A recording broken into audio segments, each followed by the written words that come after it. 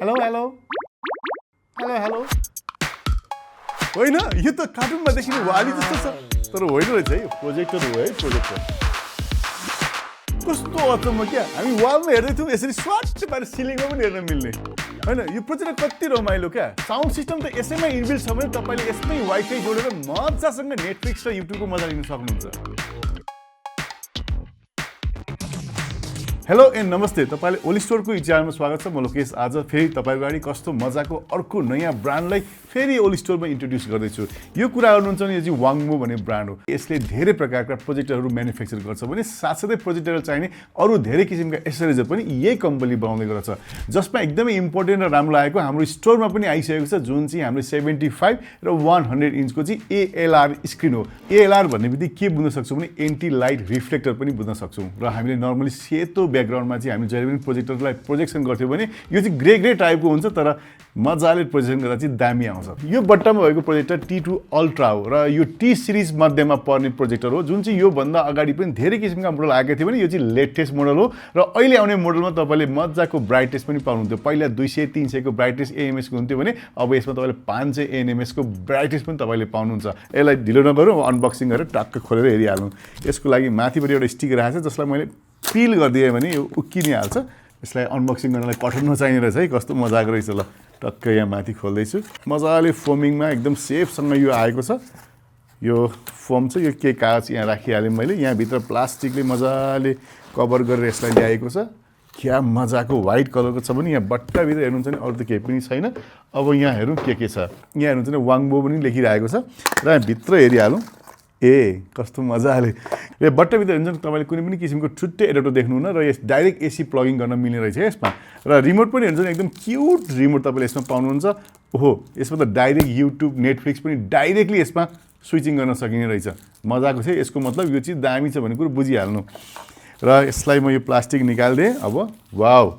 कस्तो मजाको यो र बट्टाबाट मैले प्रोजेक्टरलाई बाहिर निकालिसकेको छु नि तपाईँले बट्टाभित्र केबल र रिमोटसँगै केही कागजका साथ तपाईँले प्रोजेक्टर त पाउनुहुन्छ जम्मा यति नै कुरा हो भने र यसको प्राइसकै कुरा गर्नुहुन्छ भने प्राइस पनि एकदमै राम्रो प्राइसमा तपाईँले पाउनुहुन्छ जसको लागि चाहिँ भिडियोको तल राखेको लिङ्कमा तपाईँले क्लिक गर्नुभयो भने यो प्रोडक्ट सम्बन्धी धेरै इन्फर्मेसन साथै तपाईँले प्राइस पनि र अनलाइन अर्डर पनि तपाईँले गर्न सक्नुहुन्छ है र तपाईँले हेर्नुहुन्छ कस्तो मजाको अगाडिपट्टि बल्ब पनि देख्नुहुन्छ यो बल्बकै कुरा गर्नु भने तपाईँ 3 पिसको स्पेरिकल टेक्नोलोजीको ग्लास तपाईँले यसमा पाउनुहुन्छ जसको ब्राइटनेसको कुरा गर्नुहुन्छ तपाईँले 500 ANSI लुमेन्स तपाईँले यो प्रोजेक्टरमा पनि पाउनुहुन्छ यसको मतलब के भने अँध्यारो कोठामा तपाईँले प्रोजेक्सन गरेर यो फिल्म हेर्नुभयो भने गजबकै ब्राइटनेस त्यो लेभलले दिनेछ र यो प्रोजेक्टर हेर्दाखेरि तपाईँले लाग्दैन कता कता कसरी बच्छ जस्तो पनि लाग्छ हेर्दा स्पिकर जस्तो पनि लाग्छ भने यसमा पनि स्पिकर पनि तपाईँले दुईटा 5 वाटको स्पिकर राखेको छ जसले तपाईँले कोठाको साउन्डमा तपाईँले मजाकै साउन्ड पनि यो स्पिकरबाट तपाईँले पाउन सक्नुहुन्छ र त्यस्तै पऱ्यो भने यसबाट निस्केको अडियो आउटलाई तपाईँले होम थिएटरको स्पिकरमा जोडेर पनि बजाउन सक्नुहुन्छ र हेर्नुहुन्छ भने यहाँ ब्यास रिफ्लेक्ट पनि यहाँ राखेको छ दुईटा स्पिकरको पोइन्ट यहाँनिर पनि छ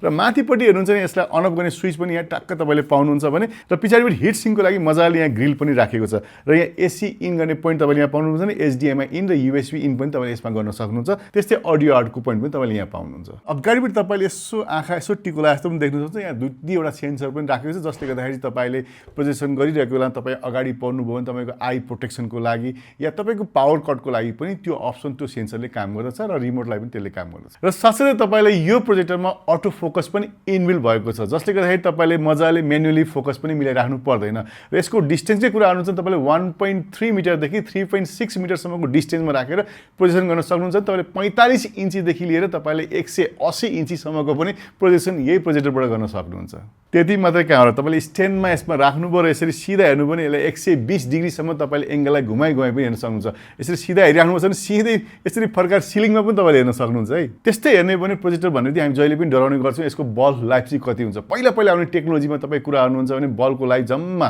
थोरै 3000-4000 घन्टा हुन्छ भने यसको चाहिँ 20,000 घन्टा छ यसको मतलब यसको लाइफ टाइमभरि तपाईँले यो प्रोजेक्सनलाई मजाले चलाउन सक्नुहुन्छ बल्ब जाला बिग्रेला लाइट केही होला भने टेन्सन लिनै पर्दैन यही प्रोजेक्टरमा तपाईले लाइट डिफ्युज टेक्नोलोजी पाउनुहुन्छ जसले गर्दाखेरि ब्लू लाइट चाहिँ एकदमै मजाले काटेर आउँछ भने जसले गर्दा तपाईको आई फ्रेन्डली पनि यो प्रोजेक्टर छ र यही प्रोजेक्टरले तपाई फुल एचडी भिडियो मजाले वालमा पनि हेर्न सक्नुहुन्छ यसको मतलब 4K प्ले नगर्ने हैन 4K लाई मजाले प्ले गरेर वालमा हेर्दा चाहिँ फुल एचडी हुने हो र यसमा यो पनि फिचर छ कि तपाईले यसमा 30 डिग्री सम्म तपाईले अटो की स्टोन करेक्सन पनि तपाईले यसमा पाउने भएको गर्दाखेरि तपाई बाङ्गो टिङ्गो वालहरु छ या तपाईले बाङ्गो किसिमको प्रोजेक्सन गर्नु पर्यो भने 30 डिग्री सम्म चाहिँ यसले एंगल मिलाएर तपाईले सिधा मजाको फ्रेम पनि यो प्रोजेक्टरबाट देख्न सक्नुहुन्छ तपाई बीचमा कहिलेकाहीँ आइहाल्नु भो या केही चीज परिहाल्यो भने अब्स्टिकल कट पनि यो सिस्टममा तपाईले पाउनुहुन्छ र यो प्रोजेक्टर यति गजबको छ नि तपाईले गुगल प्ले पनि यसैमै पाउनुहुन्छ यसको मतलब के भने तपाईले एन्ड्रोइड को अप्सनमा भएका कति धेरै किसिमका एपहरु हुन्छन् जसलाई तपाईले डाइरेक्ट डाउनलोड पनि गर्न सक्नुहुन्छ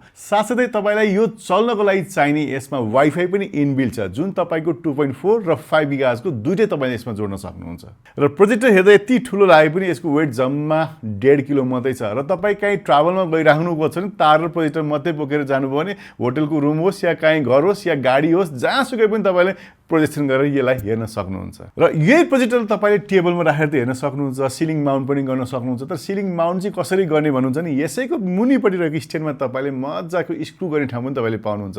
त्यसले गर्दाखेरि तपाईले ट्राइपडमा होस् या तपाईले सिलिङ माउन्टमा होस् मजाले यसलाई ह्याङ गर्न पनि सक्नुहुन्छ र यसलाई घुमाई पनि हेर्न सक्नुहुन्छ है यो त चाहिँ तपाईले वाङबोको T2 अल्ट्रा प्रोजेक्टर सम्बन्धी केही जानकारी हजुरहरुलाई कस्तो लाग्यो यस्तै नयाँ भिडियो त म लिएर आउँछु तबसम्मलाई बिदा लिन चाहन्छु फेरि नेक्स्ट भिडियोमा भेट्ने बाचा सहित आजलाई बाई बाई अनि नमस्ते